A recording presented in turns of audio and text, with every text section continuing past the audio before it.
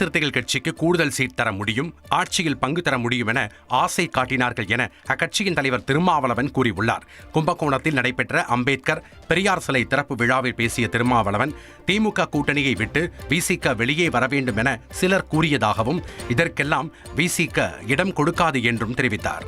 நம்மிடத்தில் ஆசை காட்டினார்கள், உங்களுக்கு கூடுதலான தொகுதிகளை பெற்றுத்தர முடியும், ஆட்சியிலே பங்கு தர முடியும், நீங்கள் திமுக அணியை விட்டு வெளியே வாருங்கள். சராசரியான இந்த அரசியல்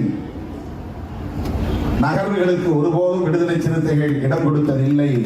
அப்படிப்பட்ட ஊசலாட்டத்தில் இருக்கிற இயக்கம் விடுதலை சிறுத்தைகள் இயக்கம் இல்லை. திருமாவளவன் மோர் பிளெக்சிபிள் பட் மோர் ஸ்ட்ராங். அது பலருக்கு தெரியாது. நான் மிகவும் வளைந்து கொடுப்பவன் தான், ஆனால் அவ்வளவு இலகுவாக என்னை ஒடித்துவிட முடியாது, முறித்துவிட முடியாது. புதுக்கோட்டையில் திமுக மாவட்ட செயற்குழு கூட்டம் நடைபெற்றது.